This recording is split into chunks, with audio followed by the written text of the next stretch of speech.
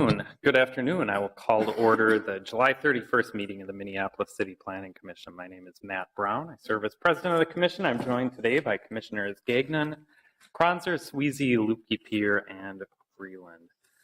At this time, our first item of business is to approve the actions from the July 17th meeting. May I have a motion to approve those actions? We have a motion and a second. All in favor? Aye.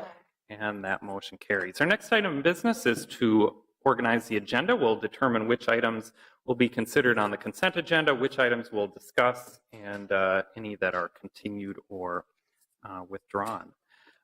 You can find hard copies of the agenda in the hallway, and I will start at the top. Item 1 is a right-of-way vacation in the vicinity of 51st Street and Chicago Avenue. We'll continue that item to the September 18th meeting. If anyone is here for that, we'll consider it on September 18th. Item 2 is at 3816 Ewing Avenue South. That's a rezoning. Is anyone wishing to speak in opposition to or modify the staff recommendation on item 2? Seeing no one, we'll put that on consent. Item 3 is the River of Life Lutheran Church at 2200 and 2201 Fremont Avenue North. 2 applications there. Those applications have been withdrawn. So we will accept the withdrawal of that item today and will not be discussing it. Item 4 is the Minnehaha Townhomes Building C and D at 5118 East 54th Street and 5364 through 68 Riverview Road. Several applications for a new townhome building there. Is anyone wishing to speak in opposition to or modify the staff recommendation on item 4? See no one, we'll put that on consent. Item 4 is the Minnehaha Townhomes Buildings A and B at 5348 Riverview Road. Several applications for another townhome building. Is anyone wishing to speak in opposition to or modify the staff recommendation on item 5? See no one, we'll put that on consent. Item 6 is at 2831 Stevens Avenue South. That is a conditional use permit for a off-premise sign, and we'll discuss item 6. Commissioner Kronzer, I believe you had a question on that. Item 7 is at 2824 13th Avenue South. Several applications for an Islamic center there. We'll continue item 7 to the August 14th meeting. So if anyone is here, that will be considered on August 14th. Item 8 is the North Loop parking facility at 1001 North 3rd Street. Several applications for a new parking facility there. We'll discuss item 8. And is anyone wishing to speak on item 8, just so I have an idea? Okay, so there are a few of you here for that item. And then finally, item 9 is a future land use map amendment for 2601 through 2651 University Avenue Northeast. That is a future land use amendment to the comprehensive plan. Is anyone wishing to speak in opposition to or modify the staff recommendation on item 9? So we will discuss item 9 as well. So our agenda as amended is as follows. Items 2, 4, and 5 will be considered on consent. We'll discuss items 6, 8, and 9. Item 3 has been withdrawn. We'll continue item 1 to September 18th and continue item 7 to August 14th. May I have a motion to approve the agenda as amended? Second. We have a motion and a second. All in favor?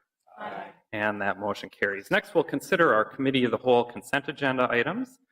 And at the July 20th Committee of the Whole meeting, we considered several land sales. I'll quickly read through those. One at 756 Jackson Street Northeast for a mixed-use project. Also the Smith House parcels in the vicinity of Spruce Place and Yale Place for a multifamily development there. Several land sales for construction of new single-family houses. Those included lots at 3954 Bryant Avenue North, 4001 Colfax Avenue North, 2911 DuPont Avenue North, 3111 DuPont Avenue North, 1216 James Avenue North, 2021 James Avenue North, 2027 James Avenue North, 1418 Logan Avenue North, 2334 Logan Avenue North, 3001 Queen Avenue North, 2707 Russell Avenue North, 3000 Russell Avenue North, 2700 Sheridan Avenue North, and 2915 Sheridan Avenue North. Also, 3 land sales for rehabilitation of single-family homes. Those are 415 22nd Avenue North, 3211 Morgan Avenue North, and 3234 Humboldt Avenue North. And commissioners may have a motion finding that those land sales are consistent with the comprehensive plan. We have a motion and a second. All in favor? Aye. And that motion carries. Next, we'll move on to the public hearing portion of the meeting, and I will ask Commissioner Lukey-Peer to open the public hearing on the items on the consent agenda. Yes, at this time, I'd like to see if anyone is interested in testifying for the public hearing on consent agenda items 2, which is 3816 Ewing Avenue South, 4, which is Minnehaha Townhomes at 5118 East 54th Street and 5368 Riversview Road, as well as number 5 Minnehaha Townhomes at 5348 Riverview Road. Is anyone here to testify on any of these items? Seeing none, I close the public hearing on the consent agenda items. And now I'd like to call, does anyone like to make a motion in regard to the consent agenda? I would move that they are put on the consent agenda. Second. All in favor? Aye. Commissioner Lukey-Peer, I might just note that I'm recusing myself from items 4 and 5 as my spouse's employer was involved in those projects. So noted. All opposed? Abstentions? Matt Brown. Thank you. All right. Thank you. And next, I would also, I'm wondering if we could have a motion to accept the withdrawal of item 3. We have a motion and a second. All in favor? Aye. And that motion carries. Next, may I have a motion to continue item 1 to the September 18th meeting? We have a motion and a second. All in favor? Aye. And that motion carries. And finally, may I have a motion to continue item 7 to the August 14th meeting? Motion and a second. All in favor? Aye. And that motion carries. Now we can move on to our items for discussion. We'll start with item 6, which is located at 2831 Stevens Avenue South, and staff is Ms. Smith. Commissioner Kronzer, I know you had a question about that. Was there anything in particular you'd like staff to focus on? I think just a quick overview, and I do have some questions. All right. President Brown would be happy to. My name is Mayling Smith. I'm from CPED. The property is 2831 Stevens Avenue South. The applicant is applying for a conditional use permit to increase the height of an existing billboard from 52 feet to 75 feet. And the site is located in the I-1 Light Industrial District. The existing sign is located directly to the parcel to the south, 2835 Stevens Avenue South. It's currently located on top of a 1-story commercial building, but it would be moved to a vacant lot that's just to the north of it. It's owned by the same property owner. This is a view of the existing sign at 52 feet. So the reason for the height increase is because of the Interstate 35W ramp expansion. This includes also a transit platform, a new alley, and just the reconstruction of the highway in this location. And because of that, the existing billboard would be relocated to about 50 feet to the north of where it currently sits. And because of the new transit station, the existing billboard at 52 feet would not be visible even when it's moved. So at 75 feet, the applicant is requesting to have it at 75 feet, so it would be fully visible from its existing view shed. And the current sign and the proposed sign would continue to only have illumination from the southbound facing south. So it would not be visible. It would not have any signage facing the north. As I mentioned, it would not be on the existing 1-story building, so it would be mounted on an architectural column that's 42 inches in diameter. It would be similar to these images. And this is looking east of the site, so you can see the existing billboard, and then you can see the parcel where it would be located. Staff is recommending approval of the conditional use permit to increase height from 52 to 75 feet above grade. As I mentioned, it would remain illuminated.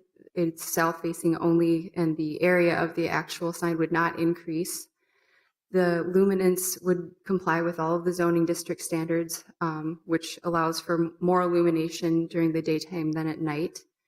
This, staff does note that there are single-family homes directly to the north of the site, but these are non-conforming in the I-1 industrial district. And the sign height is generally compatible with the surrounding area and the uses in the surrounding area, and especially with the new ramp and highway and platform. But generally, it would be taller than most of the buildings in the immediate vicinity. And here's just a final image showing the reconstruction diagram. No public comments have been received, although there is a memo from Public Works in your packets that explains how this relocation fits into the general plan for the Interstate 35W reconstruction. With that, I'm happy to answer any questions. All right, Commissioner Kronz. Yeah, thank you. This is a good image. So do you know how tall the sound wall is compared to the 75 feet height? It looks like from this image that it's about 61 feet. No, that's not right. That's 61 feet to the bottom of the... Okay. I might need to have the applicant answer that question. And do you have a zoning map? Because there was not a zoning map in our packets. Oh, is that true? That is true. So I think that's important to this conversation. Okay, that's, I apologize. That's a major oversight if, yeah, that may be the case. Commissioners, it's in at least one of the electronic packets, but perhaps it didn't make it. I was looking at the hard copy packet. So Okay, so here's the zoning map. I looked it up. It's okay. So just to be clear then, so the brown on this map is R5. Correct. And that generally currently houses single family and maybe some duplexes, it looks like. There's a range, yes. Yes. Okay. So really the non-conforming single family that you described are in the I-1 district, but this proposal is directly south of those homes. That's correct. The existing billboard is located just to the parcel of this, at the parcel directly to the south, and it is non-conforming as to the spacing requirement for residential, from residential homes and uses. So that would be increasing its proximity to some of those non-conforming homes, but they are non-conforming, as we mentioned. Sure. Sure. And then do you understand the ownership structure? Who owns the building and the lot today? Who's going to own the vacant lot and the billboard in this proposal? The applicant or the name of the property owner for both parcels is Wold Witherstrip Co. Jim Wold. So Okay, I don't believe that ownership is changing. Okay, so Clear Channel has a right via lease to be doing these things? That's my understanding, Okay. yes. Maybe the applicant can confirm that. And then looking at the elevation construction looking northbound on 35W, it appears that this illustration was taken from the most inbound lane on 35W going northbound. Is that your assessment as well? That appears to be correct, and also based on the images on the south portion of your screen that shows the red dots. Those are different testing points for the view shed. Okay. They all seem to be very close to the center of the roadway, which is the most limiting viewpoint. Okay. All right. Thank you. Commissioner Vreeland. Yes. I don't know if this is a question for Jason or staff, other staff. Is there a concept of clutter of one? Commissioner Vreeland, I would not. Staff has not found that this would lead to sign clutter. There are very few billboards in this immediate vicinity, but there are some billboards located a little bit more to the south. So staff does not find that this would lead to sign clutter. And if we wanted less than one, is there anything requiring us to approve the additional height? Commissioners, just to add to Ms. Smith's response, the city has a extensive billboard standards that essentially require minimum spacing. And if I'm not mistaken, much of our kind of freeway linear area is already saturated with the maximum number of billboards that can be established. And those are called billboard opportunity districts that have a certain zoning district and that are adjacent to our freeways. You are not necessarily required to make the findings to approve the conditional use permit for height. It's like any other conditional use permit where you have some discretion, but keeping in mind that a conditional use permit is an allowed use subject to conditions unless there are no conditions that are really applicable that would mitigate any significant impacts. Thank you. Commissioner Rockwell. Ellen, could you talk about, you brought up a couple times and in the staff report that the single-family home's non-conforming. Can you just address the specific relevance of that? Well, I think there could be concern that the existing sign is going to be relocated about 50 feet to the north, and I think it's important to recognize that the existing homes are actually going to be affected very directly by the new construction of Interstate 35. So there's going to be a new exit ramp and alley going through those homes. They have agreed to that per their negotiations with the county. And I think the intention of pointing out that they're non-conforming in the I-1 district is just to explain that while the existing sign is non-conforming as to the spacing from residential uses, there are also non-conforming residential uses in its immediate vicinity. So it's just something to consider when looking at the impact of the sign height to adjacent uses. But so you mentioned it in the second required finding, which is injurious to use and enjoyment of other property in the vicinity, et cetera, et cetera, et cetera. And so I guess my question, I think you kind of answered it, but I'll restate it again. So the question very specifically is, is there a relevance of the non-conforming status to that question, specific finding of injurious to the use of enjoyment of other property, which doesn't state the as of right enjoyment of use or whatever? Commissioners, I can perhaps assist with that. I think the relevance might be that when somebody's constructing a new dwelling unit in a industrial living overlay district, for example, which actually would be a conforming use in a residential area, we often point out that applicants should be aware that they are building in an area where there's industrial activity.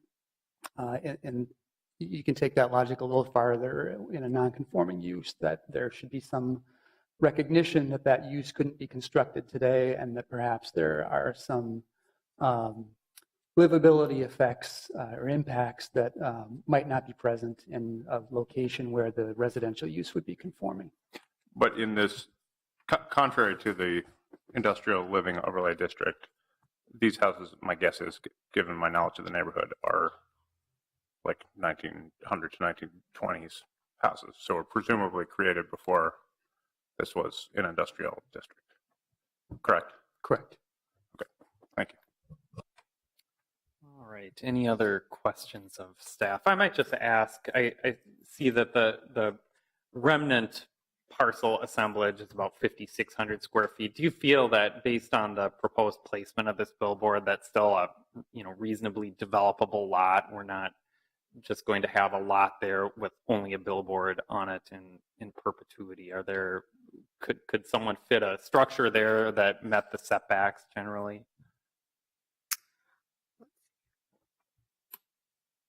So you're talking about 2831 Stevens and, well, so 2831 Stevens and 2835 Stevens are, as we mentioned, are the same property owner. So together they could be developed as one single lot and, not probably not for residential use, but it's industrial zoning. So it really depends on the use, but I think it could be feasible, but I think that I just would not be able to say based on the current plans with the county and how the right of way is going to work there. Okay.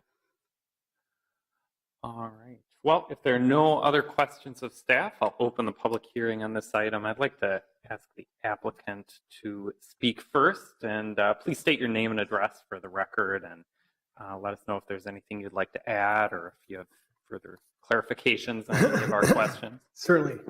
Good evening, Planning Commission. My name is Matthew Weiland. I'm with Clear Channel Outdoor. Certainly want to start off by thanking staff. I think they've done a good job. They've been a pleasure to work with, and we certainly agree with the recommendations. Just a little more background on the project. I'd rather not be here asking for a CUP because that would mean an exit ramp's not going through my current sign. I've been working on this for probably 4 years. First we started with the county saying, hey, is there any way we can avoid going through this location? Unfortunately, it was not. We understand progress has to be made. Transportation systems need to be improved.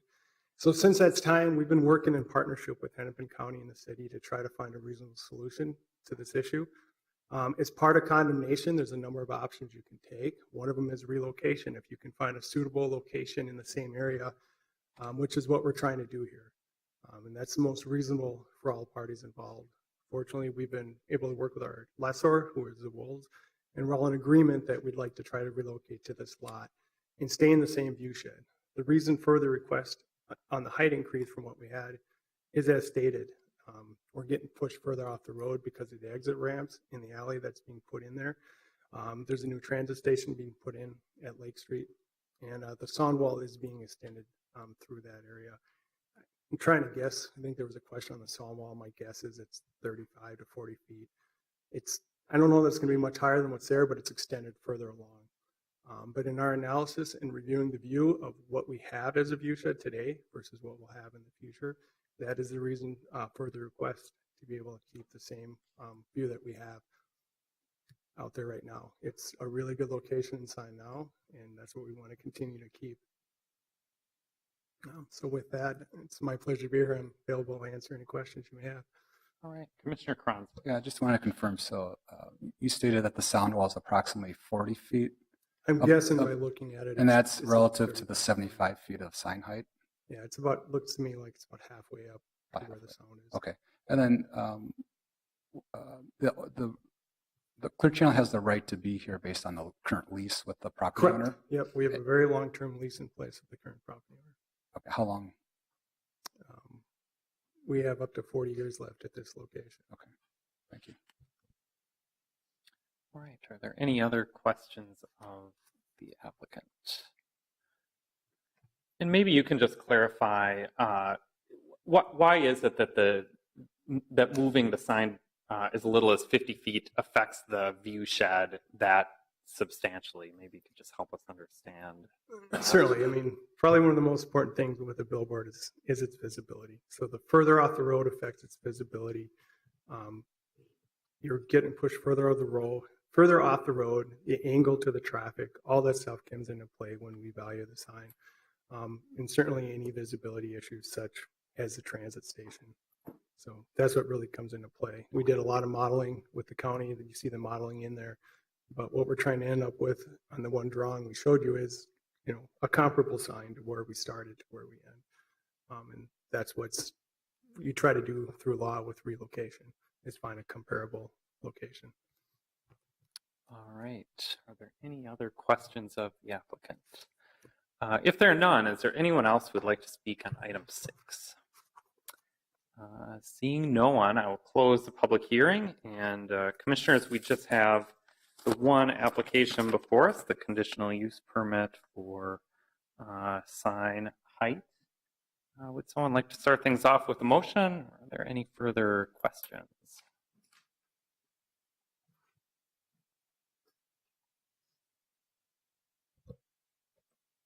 Commissioner Kranz. I'll start off, excuse me, with a motion to get the conversation going. I'd like to move approval of the conditional use permit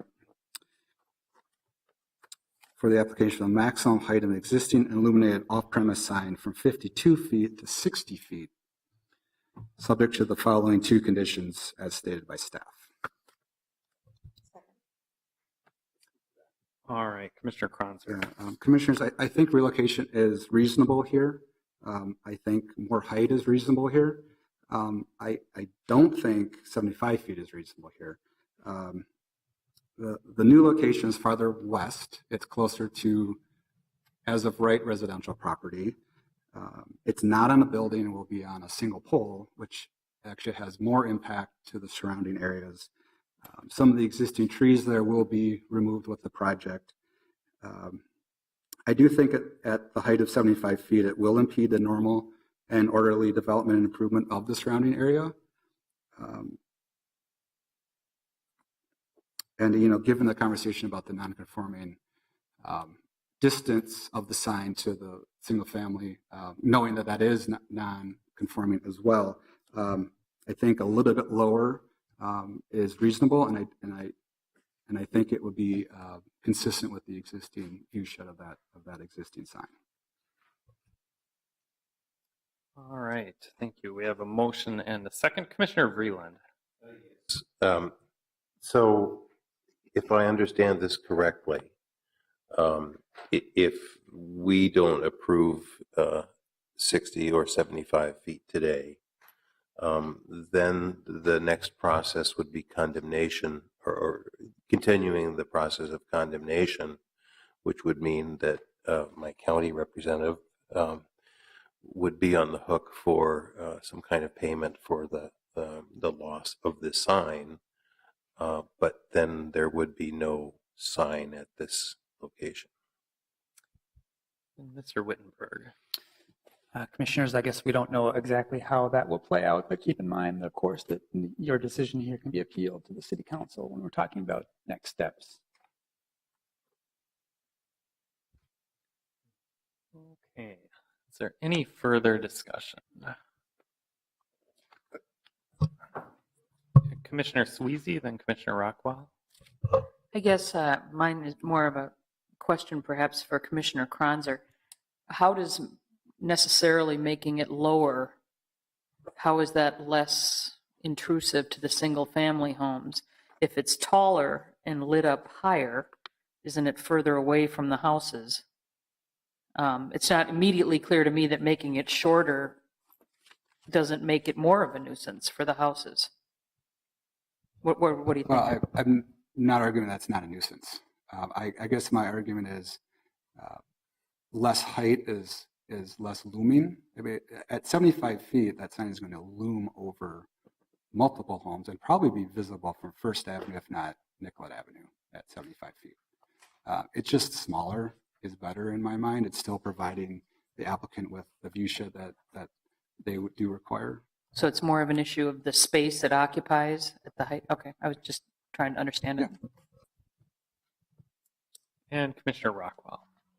Yeah, I think, Commissioner Sweezy, I think it gets to the scale and character of the surrounding uses finding. I was wondering if my fellow commissioners would be willing to hear, I'd be interested to hear the applicant's take on 60 feet. I also think that 75 feet is too high. I think that the applicant's own photographs from the neighborhood show that this is a very prominent sign. And of the existing sign and how much higher that sign is than the highway and then the trees and then the homes. And I believe that's from First Avenue. No, that's from Stevens.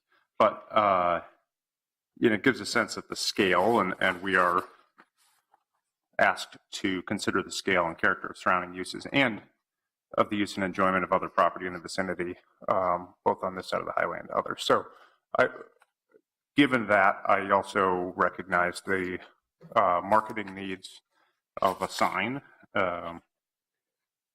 And I would be curious to hear the applicant's take on a specific number, because to me, it appears that 60 feet, certainly the top of the sign would be seen, since they've got essentially 60 feet as the bottom of the sign right now. And it depends on what lane you're in and so on and so forth. So Yeah, that's a good point. I'll ask Commissioner- the applicant Commissioner to just Rockwell? respond. Yeah, Can Commissioner we request at the Lukey same time that staff put the image that they submitted of the potential future sign up? Because it's difficult to see in the packet because it's so faded, but Yeah, perhaps if we yeah. had it on the screen at the same time. Thank you. Sorry.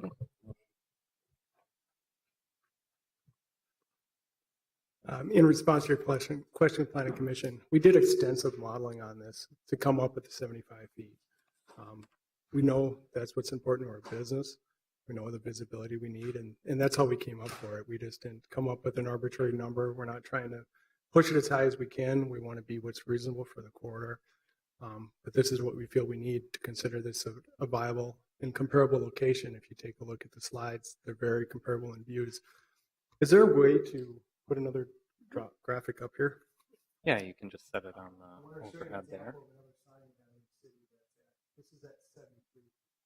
This is at Stinson Boulevard and 35W with another elevated freeway. It's going to be very comparable to this location. Even though it's 75 feet, it's the part that's above the highway isn't 75 feet because it's an elevated freeway. But this is the view from the road and that's the view from the street. But we think that's very much in keeping with scale with what's going on in the area. In addition, I know that staff pointed out this particular sign, which we don't have now, is going to have a decorative column on it. We're going to try to complement the materials that are being used in the corridor. These are some examples. This is the latest one we did out at the airport, but it's a block architectural column that really changes the look of it. And we think will help blend in with the area. Okay, are there any further questions of the applicant? If there are none, is there any further discussion on this item?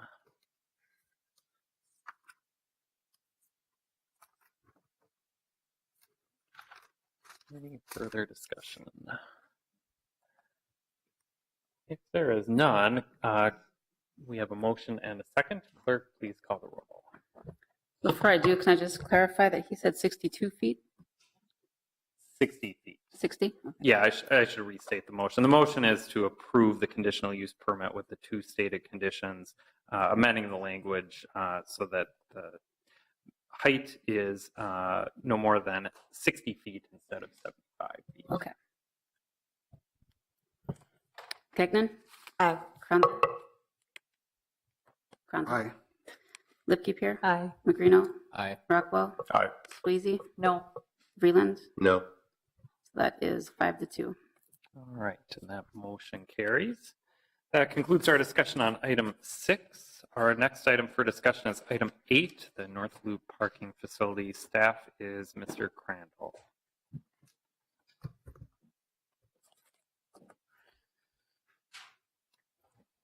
We saw this at Committee of the Whole a number of weeks ago. Maybe you could provide us with an update to any changes.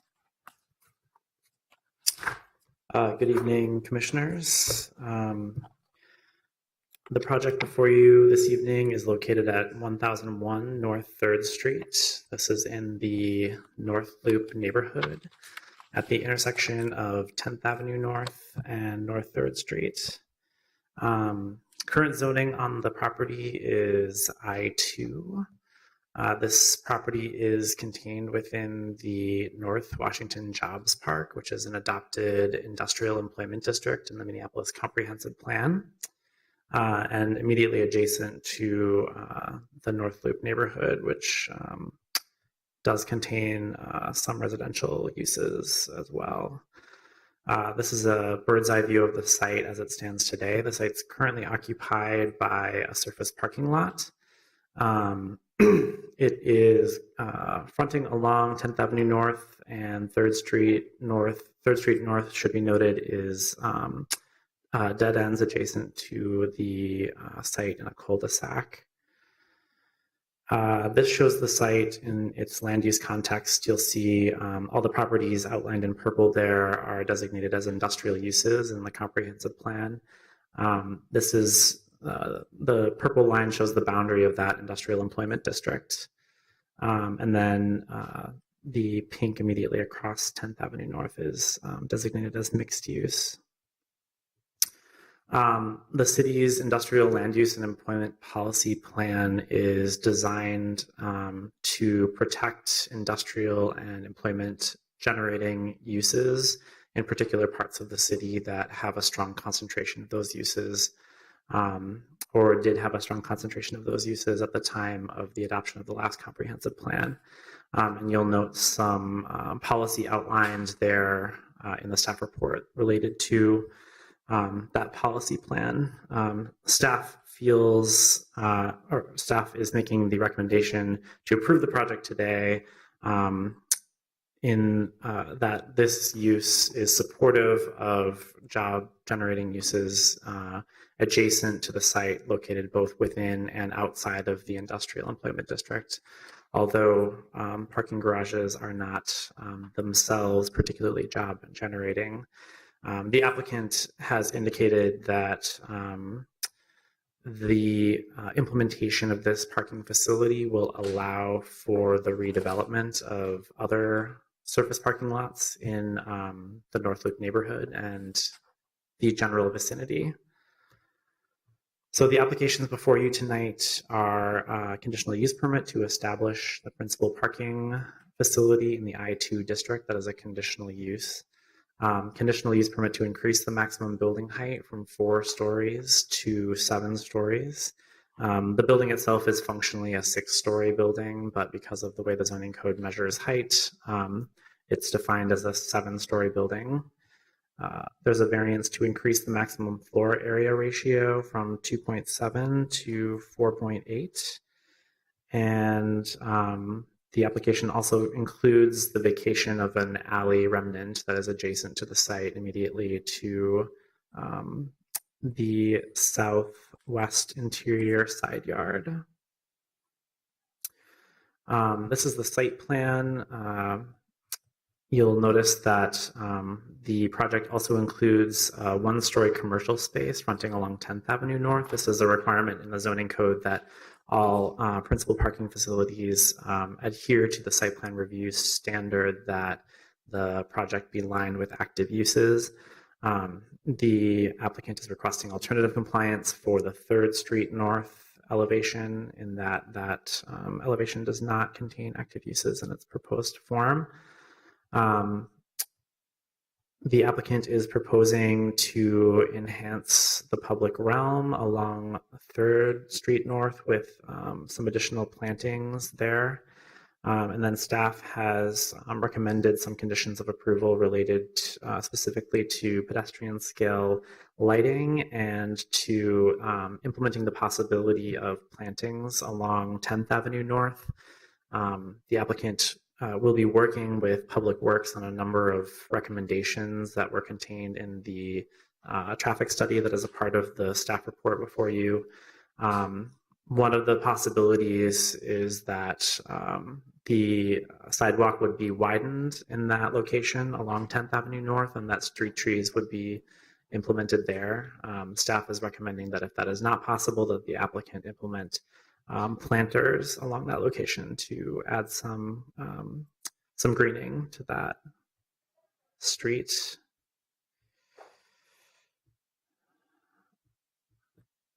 The project itself, architecturally speaking, is composed primarily of precast concrete and then screened with an anodized aluminum screening system that is perforated and will be lit at night for additional visual interests.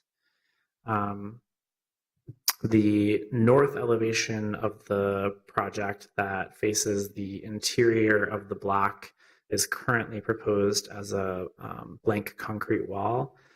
Staff has recommended a condition of approval in the site plan review that the applicant work to mitigate this condition to meet site plan review requirements that no project implement a blank wall longer than 25 feet on a property.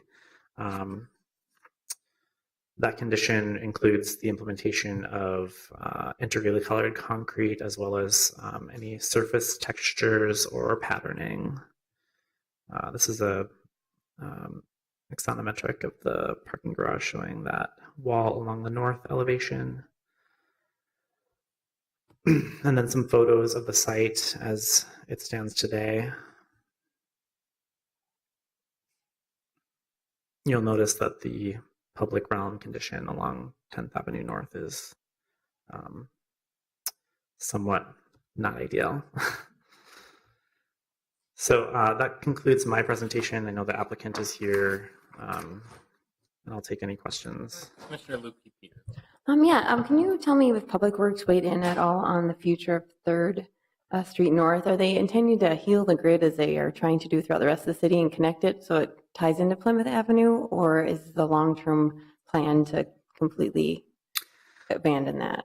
I have not heard of any plans to reconnect the street grid at that location.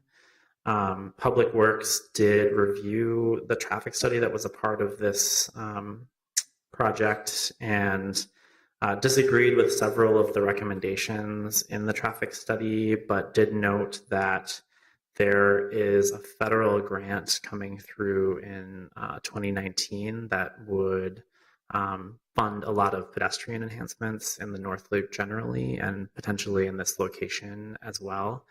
So as a part of their review of the TDMP, Public Works will be requiring the applicant to do a follow-up traffic study 1 year after implementation of the project to determine whether there are any negative effects due to traffic specifically, and that then the applicant would be responsible for mitigating those through infrastructure enhancements.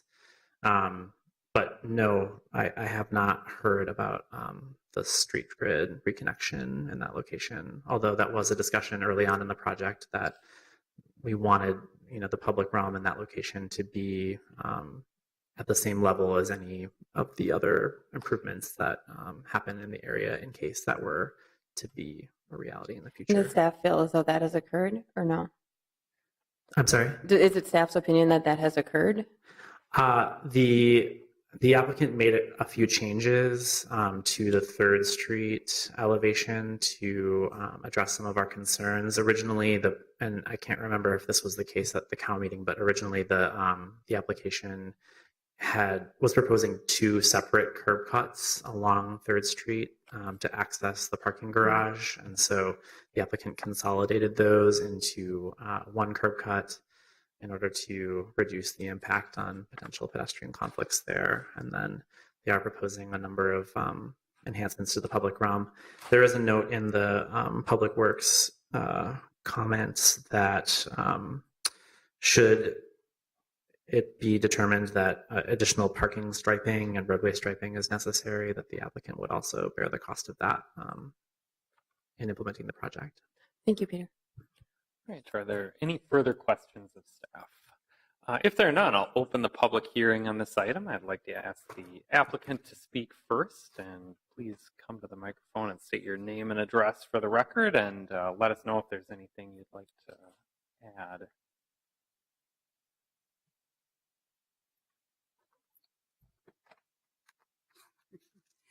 Good evening, Commissioners. My name is Sarah Joy Prope, and I'm here on behalf of the applicant, BC Properties. And as Peter stated, we have been proposing this parking ramp here for the North Loop. And for us, we really see this as a long-term solution for the area. Parking has gotten significantly tighter over the years, and we have properties elsewhere in the area that we would like to further develop that are currently surface parking lots as well. And we really see this as an opportunity to develop some of these other properties and provide some amenities and more housing, more business opportunities, more green space to the neighborhood as a whole. So this is the first step in that longer term plan, hopefully here. And we also see it as a good place, a location for this type of use, as it's a transitional area in the neighborhood on the end there as it transitions into the highway. And so we also feel like that would be a good location for this use. And we are here to answer and respond to any other comments too that we hear tonight. All right. Commissioners, are there any questions of the applicant? Commissioner Vreeland. Yes. Have you discussed any specific mitigations of the large blank wall? The large blank wall. Well, as Peter stated, we're looking at including integral color and some sort of architectural or patterning reveal on that wall. It is on the property line, and so it's required to be a 3-hour rated wall, and that's why it's currently designed the way that it is. And there have been discussions with the property owners, the school there, possibly doing some creative endeavors with their students. We don't know what that looks like yet, but that is something that we've discussed as well. So we're open to finding some creative paths there. Thank you. All right. Any other questions of the applicant? If there are none, we can open it up to other speakers. And I know we have a few people here at least who would like to speak on this item. So who would like to, we can start over on this side of the room if there's anyone who'd like to speak on item 8. Yes, please come to the microphone and state your name and address for the record. Hi. My name is, is that too loud?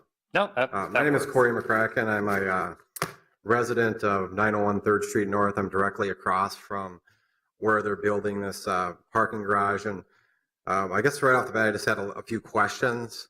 So 7 stories, how many cars does that hold in that building? Do you know? I can, you know, if you want to maybe just go through your list, I can ask staff to clarify those things. Yeah, so I mean, I guess my first concern is the traffic around there. When I come out of my alley and turn on to 10th, between let's say 3 and 6:30, 7 o'clock, it's pretty much gridlock.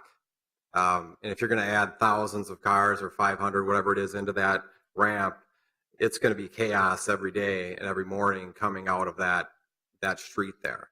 Plus, you've got a school that's got 20, 30 buses coming in and out every day, which is an issue too. And you've got kids out there as well. I assume they're building this because of the produce building next door that they're developing right next to it. But one of the biggest issues is my view, and I'd like to show you some pictures of my view of my condo that I purchased 5 years ago, which is going to be... You can set them on the overhead Okay. to the left. So right now, this is my view. As you can see, I've got trees. There's some churches in the view. And then also I get, some pretty nice sunsets every night. This is the only window I have, and the only window that I think there's 15 other condos in my building that face this area. So here's a couple more you can see.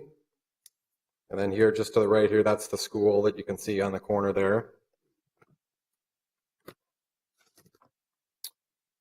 Now, if you look this building right here on the corner, that's the building they're developing now that they've just added. I think they're adding 2 or 3 stories too.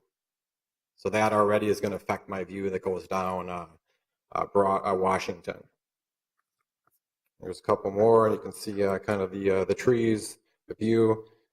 If they build this 7 stories, I'm going to be staring at a parking garage, which will drastically affect my property values.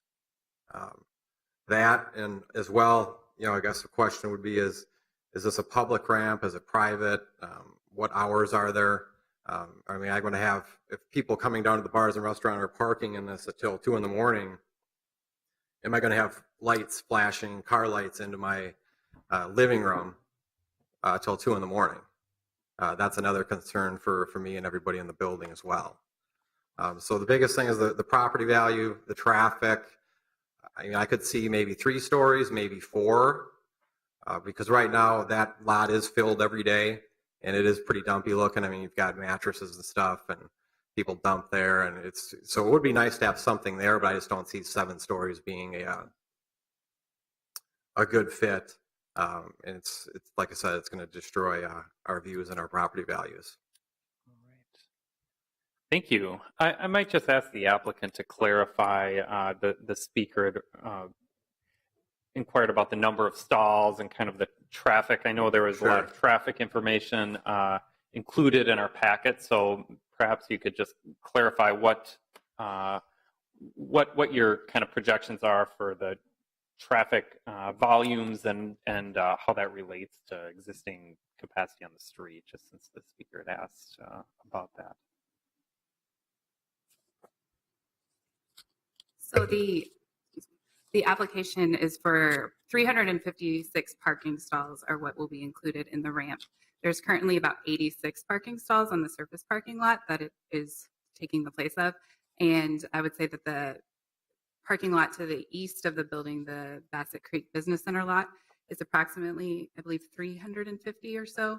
So, you know, we net probably about 250, 280 for the time being. And then if we open up that parking lot for future development, then it will replace some of those as well, as we've stated before.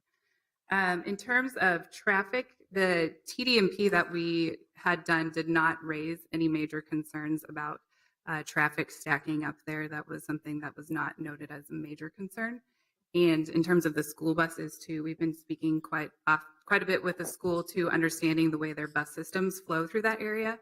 And they're working with their bus drivers to, because what happens apparently is it's right before school lets out and bus drivers will come and eat their lunch in that area. And that was what causes the stacking. And technically the drivers are not allowed to be doing that. So the school is just going to have to work more closely to mitigate that happening on the site there. And then in terms of the Zuccharo and the ramp development, you know, these are two separate developments that are happening. And, you know, the ramp we really anticipate will service the larger neighborhood. It will service Zuccharo in some respects, but the larger neighborhood is really where we're looking as well. And I would also say that, I think in terms of height too, I have a massing study that I can show if that would be helpful to understand. Even though it is 7 stories, it's only 10 stories higher than what is allowable by, or excuse me, not 10 stories, 10 feet, 9 feet of what's allowable by zoning code. So it's not significantly higher. And it also, I would say, is very contextual within the neighborhood of the surrounding properties.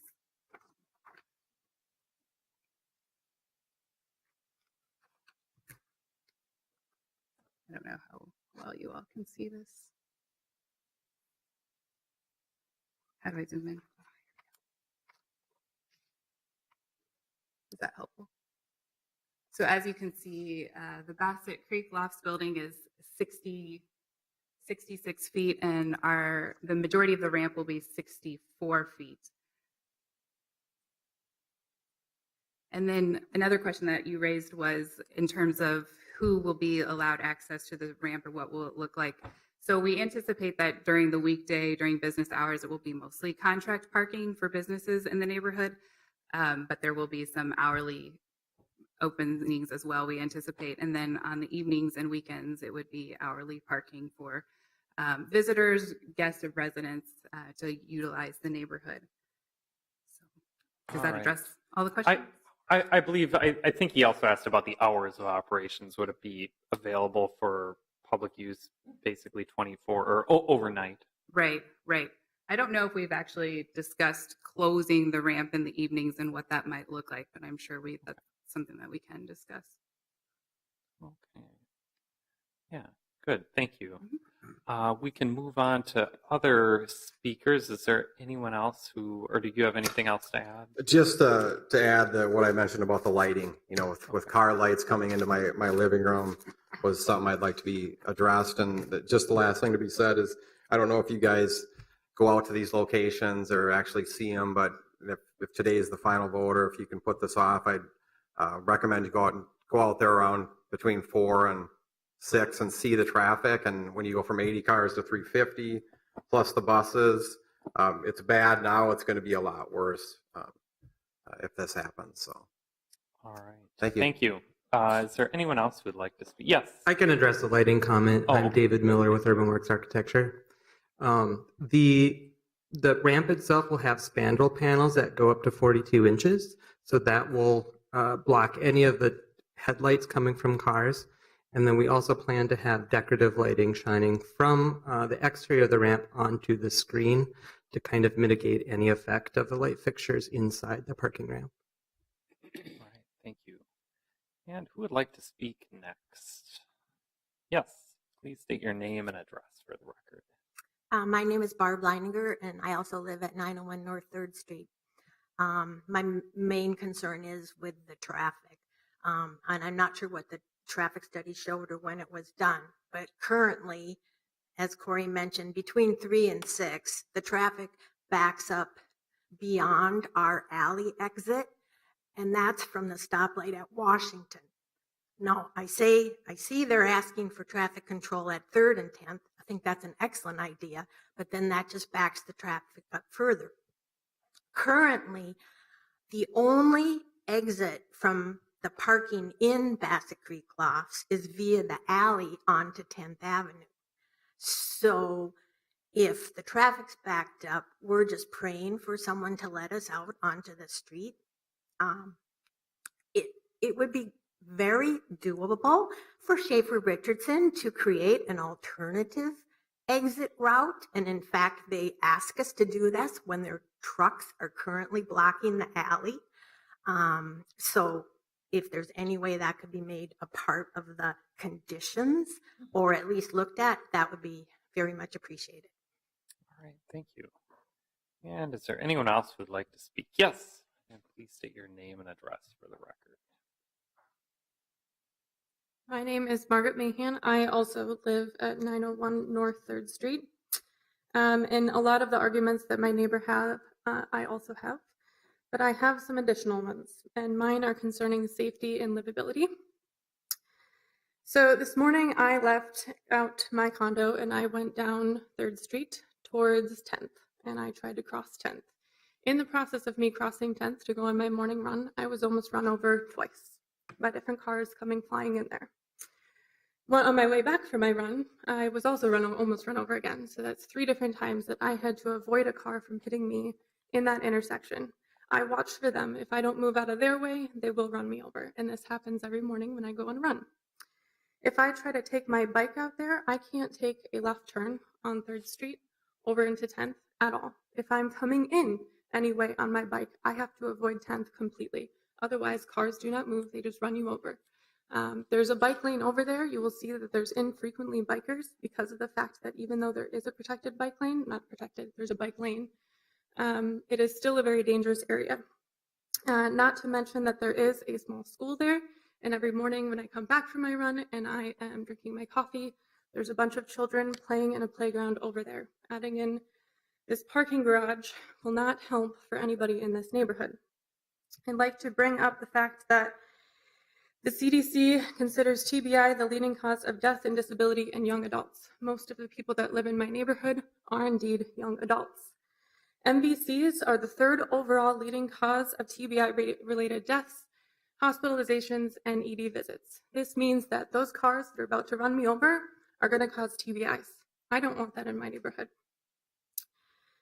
When you add in the numbers of pedestrians versus vehicle and bicycles versus vehicle, this becomes even worse. Right now, there's 85 spaces in this lot. According to the calculations that they just said, they're only adding 265. I don't understand how there's a 7-story building that is only adding that many spaces. According to my calculations, I would assume that there's at least 600 spaces that are going to be in there. If you add in the fact that if you oblique the orientation of a parking stall, you can actually increase the number of spaces that are available on a given floor of a parking garage, meaning that there's approximately 700 spaces that could be made available in a 7-story parking garage. This is a 9-fold increase in the number of cars that would be in that intersection that I need to run through every morning because that is where I live. Lastly, epidemiological research has shown that increasing parking tends to precede the increase in traffic growth in that area. This makes conditions worse for transit, biking, and walking. This is what is deemed as social engineering by these researchers. Traffic apps, such as Google Maps, are also pushing cars into residential areas. So they're pushing cars along 10th Street that is sending them down Washington or in through the highways. That is also increasing our traffic flow. I ask that the Planning Commission deny all requests on the table, and I thank you for your time. All right, thank you. And is there anyone else who would like to speak? Well, we need to make sure everyone just gets one turn to speak. Is there anyone else who would like to speak on this item? I think the applicant maybe wants to respond here. My name's Kit Richardson, Schaefer Richardson. Couple of comments. Schaefer Richardson is a fee developer and is not the owner of the property. Schaefer Richardson is not the owner of the so-called alley. So anything that's done in the alley has to be done in accordance with the ownership. So for example, the alley, the land on the south side is owned and controlled by Goodwill or Salvation Army. So anything that's done there has to be done by them. So we don't control the access and we don't control the land. We're a fee developer. And I just want to reiterate, the developer or the owner of the ramp is completely different from Zuccharo. The two are not linked. The two are not conditioned upon each other. One will go ahead if approved. The other might go ahead if approved. So they're unrelated. I'm also an architect, but I'm not sure I want to respond to the idea that we could have 700 cars in that ramp. David, I don't know if you want to show the plan, but if you count the stalls and include the circulation and everything else, I think you've got the accurate count. We're not creating an envelope in which we're only counting half the stalls. The stall count is the stall count. We'd like to have more, but we can't. And then lastly, if you look at all of the existing surface stalls in the neighborhood and realize that, or anticipate that those stalls will go away, partly because the neighborhood and the city have identified a large area for a public park, green space, a large part for more development. The actual gain is negative. By building this ramp, we'll end up with 300 and some stalls. When the parking stalls, the surface stalls are gone, we'll be losing more than 400. So this is actually a reduction in the number of parking stalls in the neighborhood, but it puts them in an area, in a transitional area on the edge. And I think this is where it makes sense to us. So I'm happy to answer any other questions. All right. If there are no questions, I should just see, is there anyone else who would like to speak on this item? Yes, please come to the microphone and state your name and address.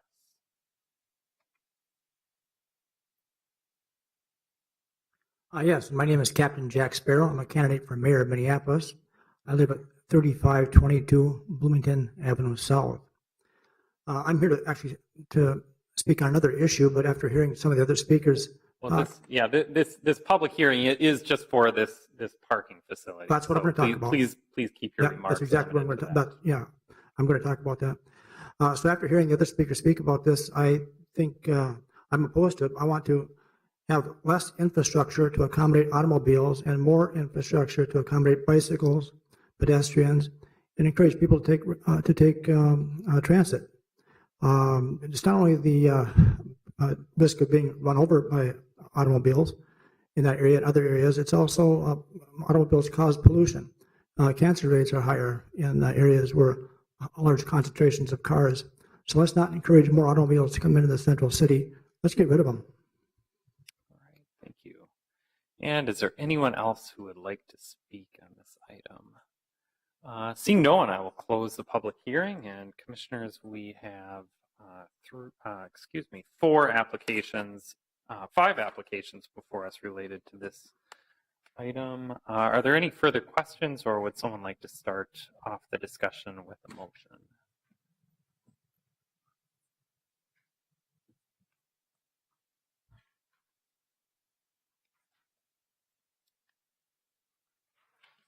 First application is a conditional use permit for the parking facility itself.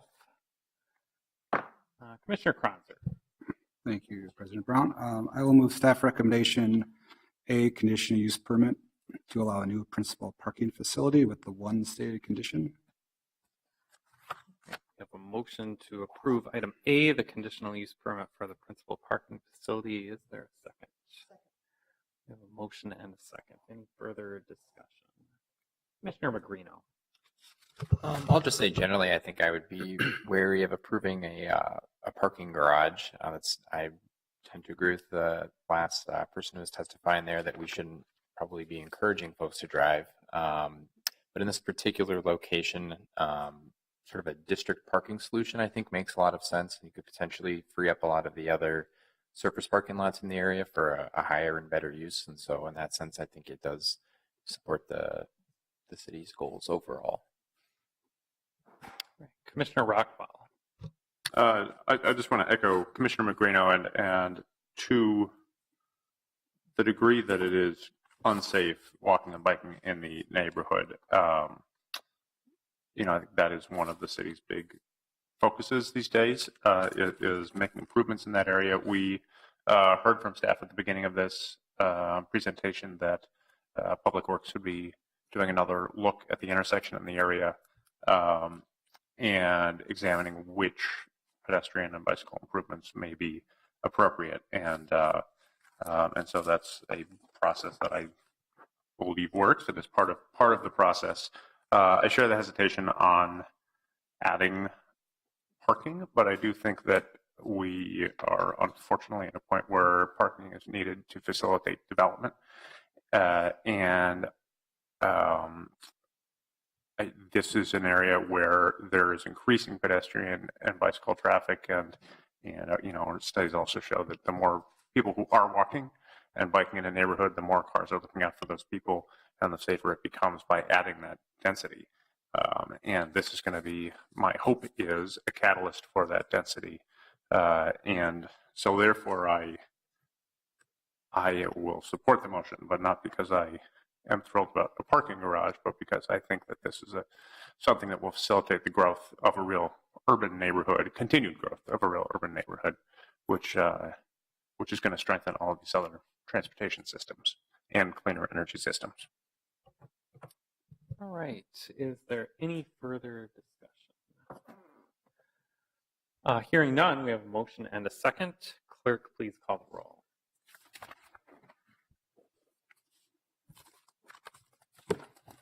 Gagnon? Yes. Kranzer? Aye. Lipke-Pier? Aye. Magrino? Aye. Rockwell? Aye. Sweezy? Aye. Slack? Not here. Sorry, he's not here. Vreeland? Aye. All right, that's 7-0. And that motion carries. Commissioner Kranzer, would you like to continue along? Yes, I'll propose a motion to approve staff recommendation for item B, the conditional use permit to increase the maximum building height with the one stated condition, and item C, approve the variance to increase the maximum floor area ratio from 2.7 to 4.8. All right. We have a motion to approve items B and C. Is there a second? Second. We have a motion and a second. Is there any further discussion? Hearing none, clerk, please call the roll. Gagnon? Aye. Kranzer? Aye. Lipke-Pier? Aye. Magrino? Aye. Rockwell? Aye. Sweezy? Aye. Vreeland? Aye. 7-0.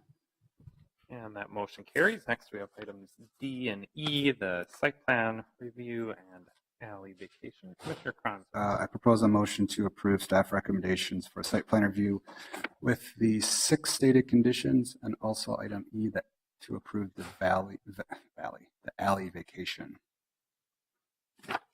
All right. We have a motion and a second to approve items D and E. Commissioner Lukey-Pier. I just would encourage on condition number 5, the applicant to work with staff, at least to, in the future, if we ever are able to connect third again, at least if the corner of the building, perhaps the first 15 to 20 feet could be something other than the precast concrete that's just has an integral color. That would be appreciated if they could explore other surface treatments for that. It would be, I think, beneficial for the future. All right. And Commissioner Magrino. Thanks. Yeah, I just wanted to speak kind of generally about this. I do appreciate the efforts that the applicant made to make the base of the building a little bit more inviting. Obviously, it is a parking garage, but adding that liner commercial space, I think will certainly help walking along 10th there, as well as the pedestrian bump out. I'm big into those lately, so thanks for adding that preemptively instead of having it on there as a condition, as well as consolidating the two curb cuts into one. I think a lot of the discussion that we had today was about traffic on 10th. And one thing I know I brought up before is I feel like a place where the city has really dropped the ball is in trying to connect some of these streets. And we've been talking about right now with 3rd Street right there. And part of the reason that 10th is so busy is that there's really not any other way to get to the other side of the viaduct, which obviously you all realize. But I do wish that there was a way that the city was able to be a little bit more proactive, and especially in a place like the North Loop with connecting some of these blocks so that you don't have all the traffic funneled onto the 2 streets that you can actually get through the area on. So it's not really something that we can do anything about, but I don't know if that's a TPW thing for the future, but maybe you can think harder about that in the future. Thank you. All right. Well, if there is no further discussion, we have a motion and a second to approve items D and E. Clerk, please call the roll. Gagnon? Aye. Cranzer? Aye. Lipke Pier? Aye. Magrino? Aye. Rockwell? Aye. Squeezy? Aye. Freeland? Aye. 7-0. And that motion carries. And that concludes our discussion on item 8. Our next item for discussion is item 9, future land use amendment on University Avenue. Staff is Ms. Sather.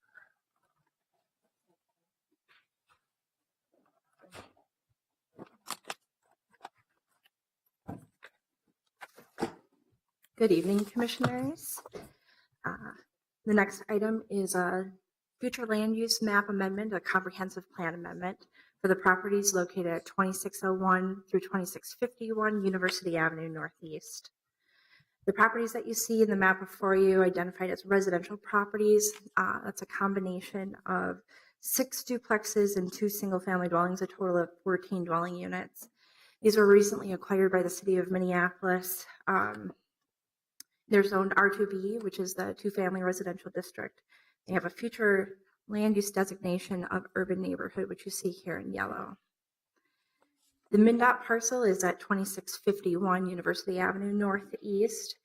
It's zoned I2 medium industrial. However, as you can see on the future land use map, it's null, so there is no future land use designation for that property. The applicant is before you today to ask for all of those properties to transition from the urban neighborhood or null category to transitional industrial. In the Minneapolis Plan for Sustainable Growth, the transitional industrial designation generally says that this is an industrial area outside of the industrial employment district. There is a boundary just north along 27th. You can see it demonstrated in that purple line running along 27th. To the north of that is the Shoreham Yards Industrial Employment District. So transitional is outside of those employment districts and labeled transitional so as to allow for uses to eventually evolve over time and be compatible with surrounding development. They may remain industrial for some time, but they don't have the same level of protection. So for example, a property in an industrial employment district, as the previous application was, we wouldn't necessarily support industrial living overlay, which would support residential uses, for example. The proposed redevelopment, which you see identified as kind of the larger areas, the project area on the map before you, that would be to allow for the future use of a new street maintenance and equipment facility for public vehicles. The user of the facility will be the City of Minneapolis's Public Works, Transportation Maintenance and Repair, and Fleet Maintenance divisions. The proposed facility would be a consolidation of these operations at this proposed site. The application today before you is limited to the future land use map amendment. We're not before you today to discuss the future development of the site. It is not unlike a rezoning where we would evaluate the property in the future direction. So kind of unique for this type of land use application is that it first comes before our city planning commission, followed up by our zoning and planning committee and city council as the legislative decision. But beyond that, if approved by the city council, there's an application process through the Metropolitan Council to ask for adoption into the Minneapolis plan or for sustainable growth, the Minneapolis Comprehensive Plan. And if approved by the Met Council, then the applicant would become coming before you again in the future to ask for rezoning applications, conditional use permit to allow for the land use and site plan review. The staff report states the policy context in pages 2 and 3 found in the Minneapolis Plan for Sustainable Growth. So we've identified the following policies in the comp plan to be consistent with the proposed land use map amendment. So land use 1.1, economic development 4.9, and public service and facilities 5.1. The staff report contains analysis as it relates to the whether or not we believe that the comprehensive plan amendment is consistent with comp plan goals and policies. I should also note the portion of the property is identified for the larger project area. That's 340 27th Avenue Northeast. That's already owned by Public Works and zoned I-2. So within the Holland Small Area Plan, which was adopted in 2015, it reaffirms the transitional industrial category that you see is already present on the property. It didn't have specific direction for the properties in question before you today. So that is why the majority of the analysis for comprehensive plan consistency goes back to the Minneapolis Plan for Sustainable Growth. The study of the operations stated that for the Minneapolis department stated that they needed about 6 to 7 acres to allow for this consolidation of activities that needs to be industrial in nature and in order to accommodate the different programs. And as I mentioned earlier, 340 27th Ave Northeast is within the current inventory. So the proposed redevelopment would allow for the consolidation and co-location of city departments and divisions. And as I mentioned earlier, any redevelopment would require land use applications, including site plan review to ensure the best site design, layout, and ensuring that it meets compatibility with the adjacent properties. You'll note that presently those residential properties abut that medium industrial district, which can allow for a very wide range of industrial uses. In addition, presently the bike trail along University actually redirects through that alley behind the residential properties. So some early plans that have been presented to the Holland Neighborhood Association, for example, would show the bicycle trail dedicated along University Avenue Northeast and relocated. As far as traffic, we reached out to the Minnesota Department of Transportation as one of the adjacent jurisdictions. I did hear back from MnDOT today stating that they have no stated questions or concerns regarding the proposed comprehensive plan amendment. In 2010, we saw traffic measures or traffic volumes measured at about in excess of 15,000. 340 27th Ave Northeast should be known that it's historically been used for manufacturing and distribution. So it has been industrial in nature and always adjacent to the rail line. Let's see. And then finally, staff is not aware of any adverse impacts on current or future assessments, utility charges, taxes, or other fiscal impacts. So based on the stated findings in the staff report and policy analysis, staff is recommending the Planning Commission approve the requested future land use map amendment for the properties of 2601 through 2651 University Ave Northeast. I'd be happy to answer any questions that you have. All right, Commissioner Kronzer. Shanna, can you restate the proposed future use of the site? Sure. It is a conditional use in all 3 of the industrial districts, and in the zoning code, it is specifically, let me make sure I say it right.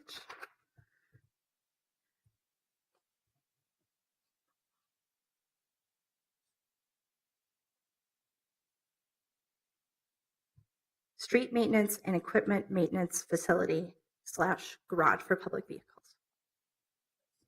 There's nothing to do with solid waste transfer. It's vehicle maintenance and storage. A waste transfer facility is an entirely separate enumerated use in the land use table. So this is not a waste transfer facility as we know it today. But again, we're not evaluating the proposed use today. We're only evaluating the comp plan amendment. Thank you. Right. Are there any further questions of staff? And Shanna, I might just ask you to clarify, obviously, and we have some people here to speak on this item. We're considering the land use amendment today as opposed to the merits of a public works maintenance facility. Do you have a general sense of the, assuming this were to pass, what would be the timing of a site plan application, rezoning application, and other approvals associated with this facility? Very good question. So far we've estimated what the time would be to get to the comprehensive plan amendment, just because the applicant has asked, to get through the city council and to the Metropolitan Council would take us through September of 2017. So the soonest that we would potentially see a new land use application being made for rezoning, and keep in mind consent signatures are required here because of the residential to industrial. For those residential parcels, the soonest would be October. They could make application, and then of course we'd have to adhere to the required notification timeline. So it's approximately at least 4 weeks after an application is received that it would come to the Planning Commission again. And because we know rezoning would have to be included, it would go with the full through Planning Commission and City Council. All right. Thank you. I don't think we have any other questions at the moment, so I will open the public hearing on this item. I know there are a few of you who'd like to speak. You can decide who goes first and state your name and address for the record. Hi, I'm Greg Felling, a resident of Holland neighborhood. I will say that I looked at this map. I was just in trying to get this remapped to a future day for a rezoning of property. This is not the first time that this property has been at question to do something with. First, years ago, it was a transfer site. Then it was the county doing something or the other with it. This is the third go around. I just looked at this. If you're truly serious about doing something on this property, look at the picture closely. I'm a resident of Northeast Minneapolis all my life. A lot of families have went through this properties or one way or another. We have a lot of different makeup of different people coming to Northeast. It's evolving. And I think we need to consider that evolving of people. I look at this map. We're talking about removal of 8 properties that I don't think clearly this community of Northeast Minneapolis has had enough time to even look at. Maybe consider these homes as families for the next generations to live here and have families to live into the future. If you're really serious about this facility from remapping, definite problem here. It's called transportation. Anyone ever been around Lowry University lately? It's a nightmare. And I'm not going to fool you. I'm not trying to fool you. Just telling you the hard, cold facts. 8 properties to get access into this is ludicrous. Some other plan, perhaps. If you look, there is no access to this location from Lowry Avenue. No planning, no engineering, no study, no nothing. There's a storage facility right next to the railroad tracks. Maybe we should consider taking that out. If you need access and you're bringing in all the vehicles from one location to another location, and you're going to have additional vehicles like we're going to have into the future, frankly, 8 houses just don't cut it. So get some access, use the railroad perhaps. Maybe you want to be a part of the blast zone already. This is a part of the blast zone, half mile away from the railroad tracks. But you're going to compound it. You're going to take it, this plan, and take it away from residents and put it into an industrial zoning at some potential future time. Green space is important. A lot of space is important for this project to work. Not saying that the things that you want to merge are bad, but the proximity of what you're looking to get through, and without further conversation in the community, it begs the community to have more input in this. And I don't believe today for a moment that by remapping 8 properties, and I don't think there's been enough input from the community, period.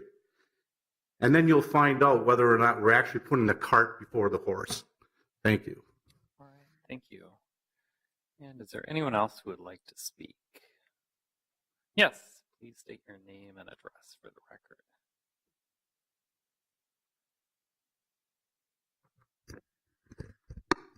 My name is Gail Bonneville. I'm a Northeast Minneapolis resident. The city's report online says that the action you are being asked to take today is to pave the way for the city to provide, quote, a facility that has a positive impact on the surrounding neighborhood and is considered to be a good neighbor. In reality, this land use map amendment and the resulting project will do exactly the opposite. 14 units of affordable housing will be taken out, and additional pollution will be brought into a neighborhood already overly impacted by environmental problems. That is not a good neighbor, nor a facility that has a positive impact. Good neighbors know that diesel, especially near rail yard adjacent communities, already overly impacted by pollution, presents a public health issue. Good neighbors don't dump more diesel fumes, diesel trucks, maybe a parking ramp, heavy diesel equipment, and garbage waste on a community already overly impacted by serious air pollution and hosting most of the city's industrial land, including 400 acres of rail yards, their intermodal operations, hazardous train cargo, a major power plant, a waste management recycling facility, a second trash-related business, a scrap heavy metal processor, I-35W, and what unfortunately has become a truck freeway, formerly known as University and Lowry Avenues Northeast. Good neighbors practice the principles of environmental justice and don't concentrate pollution or rezone residential property to yet more incompatible industrial zoning here in what really is in all directions except somewhat northwest a residential area. Good neighbors respect previous lengthy and detailed community discussions about wanting 21st century green, clean industry in Northeast Minneapolis, not more polluters, as we struggle to ensure remediation of our historic polluters, like those at the Superfund site, at Shoreham Yards, and others. Good neighbors don't bring a double whammy of hazard to the blast zone, which is where this site sits, within 1/4 and 1/2 mile evacuation zones for hazardous train cargo, such as crude oil, moving through and sometimes sitting in this community. Good neighbors don't take the bad from one area of Minneapolis and move it to another neighborhood when rehab might do better, especially to provide an amenity for the first area on the backs of the second. Good neighbors don't ignore the city's own pollution data maps presented to the Green Zones work group on which I served this past year. One, for example, shows an inordinate amount of air pollution already extending diagonally through this neighborhood. Good neighbors don't place industrial operations and fueling stations literally across the street from remaining houses, as this project does.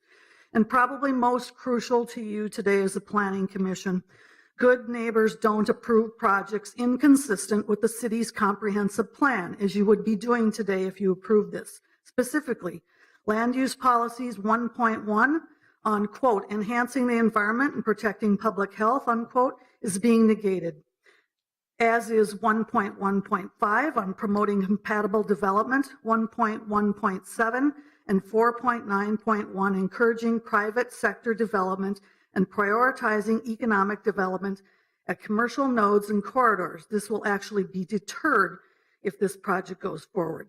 And then there's 4.9.2, because this is not an industrial employment district. And finally, these proposals are supposed to contribute to the city's adopted housing goals, with the city professing to be concerned about the lack of affordable housing, while at the same time demolishing 14 units of it for this project. Thank you for your time. Thank you. And is there anyone else who would like to speak? Yes, please state your name and address for the record.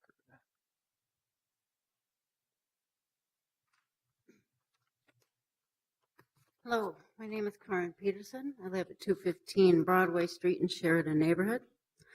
I come to you as a resident of all of Northeast. We are one family of many neighborhoods, an indivisible entity. Sheridan doesn't claim ownership of the Northeast Arts District simply because we host the Grain Belt Brewery and 13th Street with Ritz Theater, any more than Bottineau does because it has the lovely California building, or Logan Park because of Northrop King. We share all in marketing and the notoriety of the Northeast District. We are one. So I don't believe having just 2 public meetings attended by 15 to 30 people, why there is not a specific head count, I don't know. At Holland neighborhood, I don't believe that is representative of Northeast neighborhood feelings on what is being proposed. Why were only Marshall Terrace, Columbia Park, and Holland contacted about this project? I wonder why Holland was such an early and eager supporter. This proposal speaks of scarce industrial land in Minneapolis, but must Northeast sacrifice affordable housing, 8 homes, an entire city block to meet these needs? Why does this report say again and again that regardless of approval, these homes will be destroyed? Why? To serve what purpose? I am here to speak of the dire need for more affordable housing in Minneapolis. Through the remarkable building boom Minneapolis has been experiencing, luxury housing has been the focus. The minimum wage workers who are the engine that drive our city, they are the losers, being forced into longer and further bus rides by gentrification, demolition, and ever-rising rents. And how are we to keep our city alive and vital?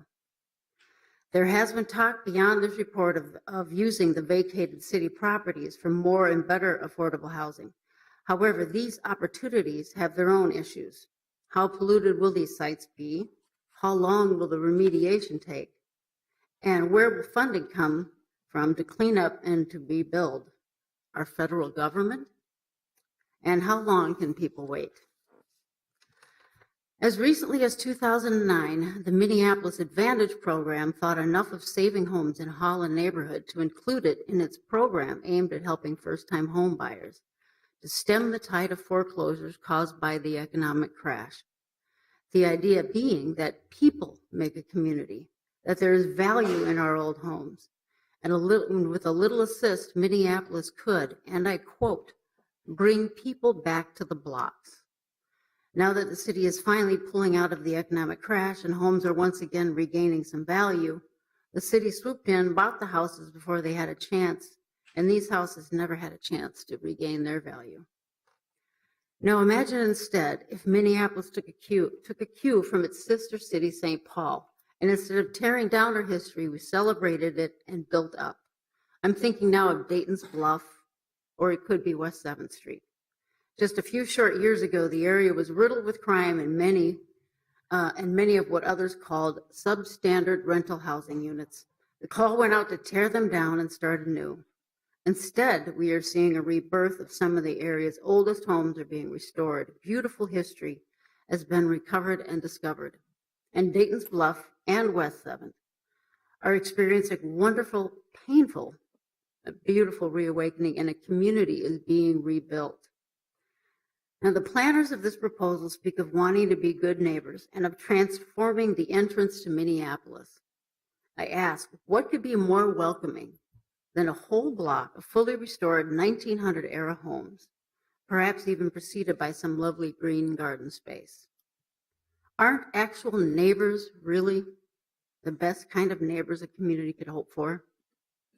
And finally, when one might see a throwaway house Another sees only my very first home. So I thank you for your time and ask for a no vote on approval. What we're asking is please give other neighborhoods who were not informed the chance to weigh in and on what will surely have an impact on our streets, our air quality, and on issues of social justice. Thank you. Thank you. And next speaker, yes, please state your name and address for the record. My name is Chris Schlichting, and I'm a resident of 4th Street, just kind of butting up against this new proposed development. It feels really fresh to me. I'm just echoing a lot of the sentiments spoken of. Just got my notice about the hearing, but alarmed about this transition outside of residential. It's kind of push away from residential. I just kind of recently noticed the boarded up houses on that stretch, and am alarmed by it, and feel like that space is really underutilized, that I'd be excited about some greener development, but really concerned about some of the descriptions being proposed. I guess I'll just leave it at that. All right, thank you. And is there anyone else who would like to speak on this item?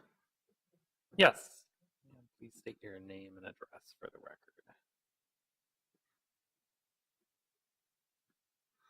Yeah, again, my name is Captain Jack Sparrow. I'm a candidate for mayor of Minneapolis. I live at 3522 Bloomington Avenue South. Most of what I would say has already been said, but as an advocate, longtime advocate for low-income housing, I don't think we can afford to lose any more low-income housing in Minneapolis, especially not in that part of Minneapolis. I'm also concerned about the potential environmental effects of some of the proposals that might be going in there. And I really think that we have to have more input from the neighbors. Let's err on the side of too much input rather than not enough. Let's vote no on this today and give it some more thought and more input from neighbors. All right, thank you. And is there anyone else who would like to speak? Yes, and please state your name and address for the record. Hi, my name's Ann McCabe, and I live at 2543 University of Northeast, so this would be my neighbor. And I guess my concerns would be there is that bike trail that goes along 26, how that would be affected since my husband utilizes it quite a bit. Also, if they continue to rezone, does that mean someday in the future my house will be taken over for more of this industrial area? Because I love my home. It is a struggle in that neighbor as it is with all the noise, especially on University Avenue. So I think also I just recently noticed the boarded up homes too and weren't aware of all this.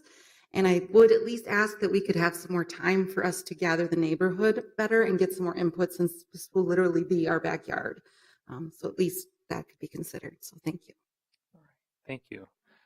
And I might ask Shanna if you could explain, and again, I realize we're not talking about the maintenance facility proposal. Could you just go over what will be happening with the bike trail in that area?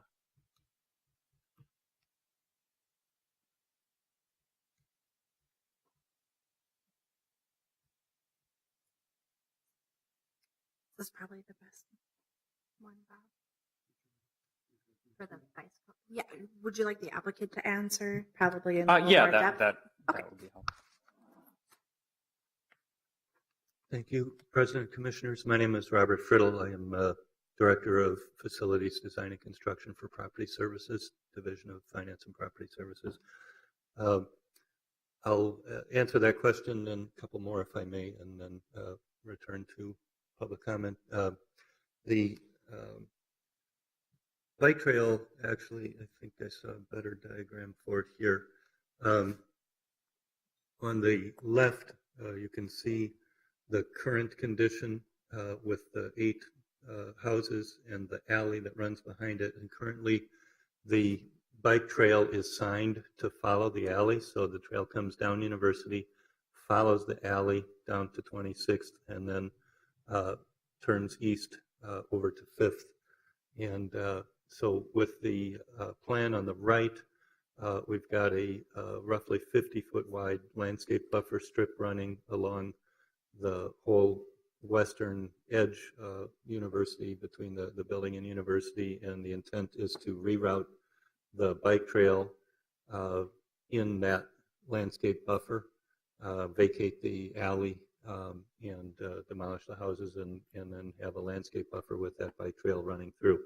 So we have had several meetings with the neighborhood. We started meeting with the Councilmember Reich, back in August, and met with the Holland Board in September and October, met with the neighborhood in November, and showed them this presentation here. And all of these meetings were public meetings that were announced on the Holland or on the Holland Board site. And the Holland Board did contact the other adjacent neighborhoods to let them know about the meetings. So we tried to have representation from the neighborhoods that were most directly affected.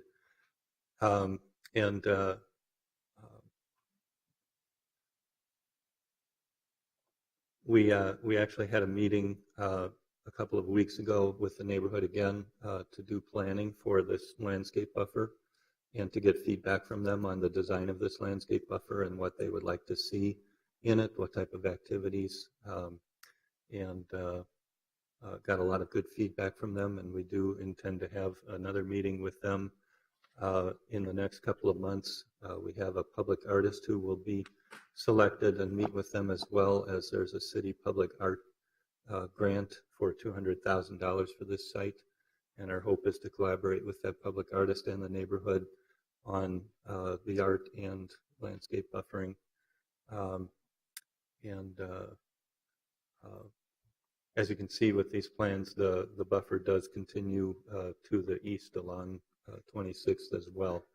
And we have a setback beyond the requirements there with a considerable amount of landscaping that will be providing well above the minimum code requirements. So with that, if you have any other questions, I'll be happy to answer them. I'm also available to respond to any more. All right.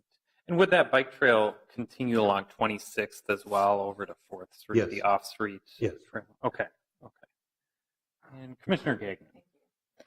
So, and I know, again, we're not approving the facility, but it does say in here that it intends to be LEED certified, it intends to be sustainable, and so forth. So that is the intention of the public facility. Yes, the council has directed us to seek LEED Gold certification, and so we are tracking points towards that with our design team. We also have applied for a grant from the Mississippi Watershed Management Organization for innovative stormwater treatment, and that grant is dependent upon what is spent in that area, but our hope is to maximize that landscaping and stormwater treatment. And there's also an additional potential grant from the Met Council. Our hope is to collect stormwater from the impervious surfaces on the site and use it for vehicle washing. We have a large vehicle wash facility here, and if we can use stormwater to wash the vehicles, it'll save utility costs and help the environment as well. Thank you. Commissioner Rockwell. Thanks. Can you give us a sense? So we've got a master plan here. We're asking for you're asking for a comp plan amendment. Right. And some of the comments we've heard today are really about that interface between this property, if it were all consolidated, and the rest of the neighborhood. And some of it is about housing. But assuming this were to get passed today, can you give us, and particularly people in the audience, an idea of what the process is? Because these drawings make it look like you're fairly high level. You're still figuring out what this public realm is. You're still figuring out a variety of elements on what these buildings look like, stormwater, et cetera. And so what I'm hearing from you is that there are substantive opportunities for input in the future, but I wanted to ask that and see what the process is. opportunities for input in the design of the facility? Right, public input on what the, I guess in particular, that area along University, which is, I think, really going to be where there's a particular change, right? There are currently houses there, and you're proposing to take those houses, demolish those, and then you'll have some facility and then quite a bit of green space. But what that green space looks like and how that intersects with the neighborhood, I'm not sure that, other than the fact that you're looking at public art money, it doesn't sound like that's a completed thought. No, you're right. It's still in the process of design. I guess to talk just a little bit further about this slide, it really shows the difference in what the city would do if it is not able to get that comp plan change. The one on the left shows a heavy line at the property, and because this is I2 zoning, our facility would need to follow that line very closely, the very small setback for this building. And so we felt that that was not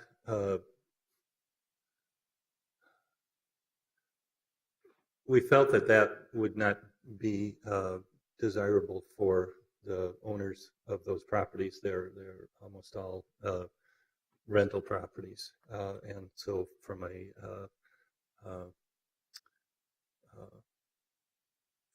their standpoint, and we in the public meeting talked about the difference between how, with the demand for the site, we would need to approach that property line very closely with the buildings, as opposed to if we can change the zoning on this, we have the ability to go a little beyond the existing alley line with the buildings, yet still maintain a 50-plus foot landscape buffer on the west side and a considerable buffer on the south side to the neighbors. So it also allows our facility to be much more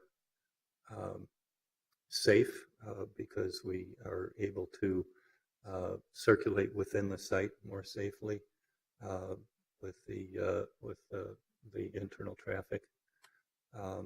So as I said, we're in the process of meeting with the neighborhood to work with them on the design of this landscape buffer. We do have significant extra landscaping money available to help us with this, and we've taken all of the landscaping requirements for this site and concentrated them on the west and south side in order to buffer the neighborhood with everything we've got. Commissioner Magrino.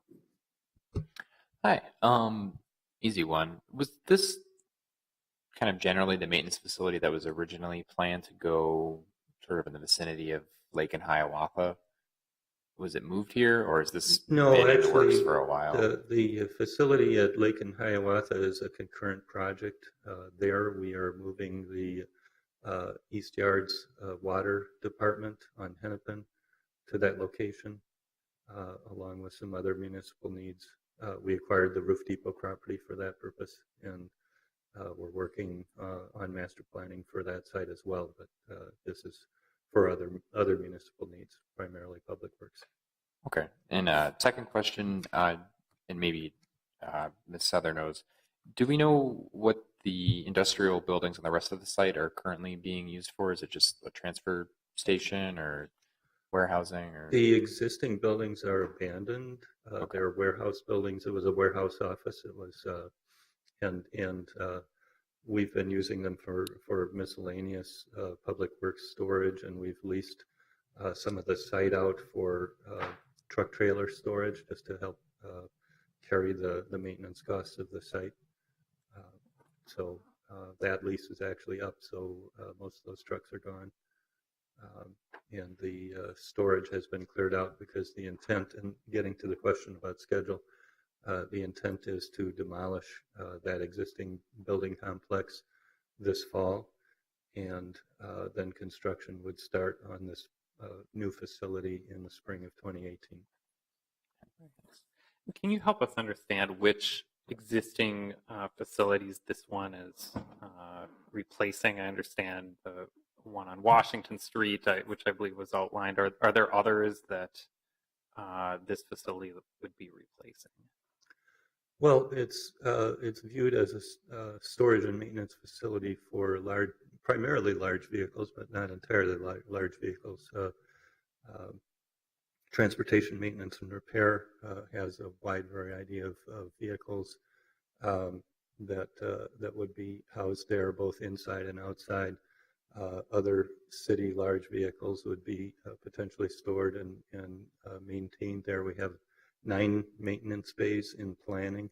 We have 2 wash bays, and we have a salt and sand storage shed for some of the transportation maintenance trucks that will be salting in the winter. And just a wide variety of equipment. There are sweepers and sidewalk maintenance equipment, lawn mowers, riding mowers, things like that, plows, a lot of seasonal equipment that'll be stored on racks. So it's just a wide variety. Is there any further? Commissioner Gagan? So this facility is being built regardless of whether we change the zoning, correct? It just depends upon how nice the buffer and how the buffer between the zones will be. Yes, that's true. And we have And then the safety. acquired the residences, and Okay. we are planning on to demolish them. Okay. So that's not part of this discussion. Thank you. All right. Any further questions of the applicant? If there are none, we can move back to public testimony. And since you spoke already, Can I make a comment here? well, since you spoke already, we should just give everyone one opportunity. Is there anyone else who would like to speak on this item? If there is no one, I will close the public hearing. And commissioners, are there any further questions or? No. Since everyone who wanted to speak had an opportunity to speak, so we do. I had a We do. question with respect to his comments. I do. Since everyone had an opportunity to speak, I think we should close the public hearing. Commissioners, are there any further questions, or would someone like to start off the discussion with a motion?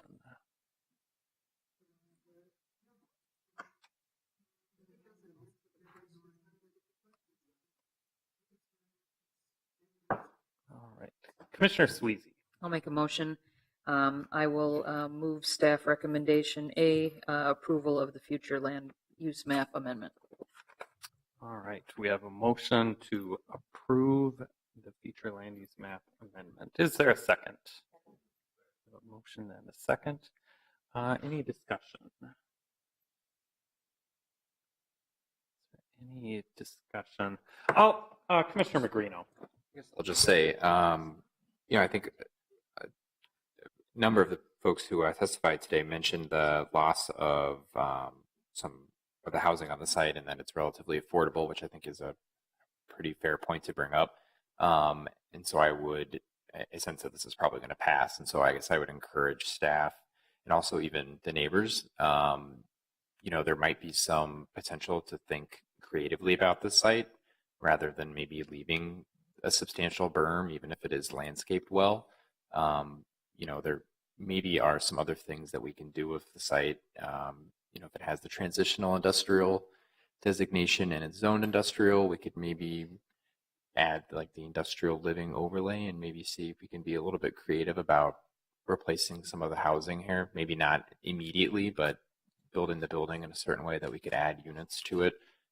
We just saw an application earlier today that went on consent for some public housing units in South Minneapolis. And so maybe that's something that we could leave a possibility for here. So if the neighbors feel strongly about that, I think that is great. Maybe that's something that you could contact your elected representatives about, maybe organize for something like that.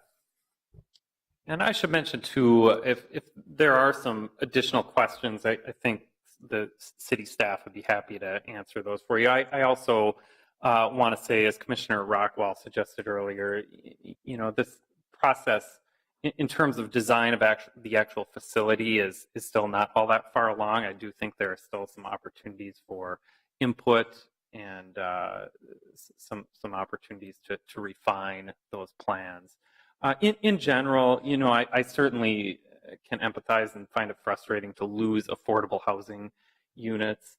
However, I do believe this amendment does help us achieve some of the other goals in our comprehensive plan, including consolidating public facilities, you know, working with other public partners on new public facilities. There just aren't a lot of locations that can accommodate a facility like this, and I think the addition of this land to that transitional industrial area helps create a site that maybe works a little bit better for a larger facility. I think also from a transportation perspective, improving the pedestrian and bicycle environment in this area is very important. Right now, the trail along University kind of ends at 27th Avenue, and there's a bit of a missing link there. I think this adding this land to the transitional industrial area, making it part of this project, provides us an opportunity to really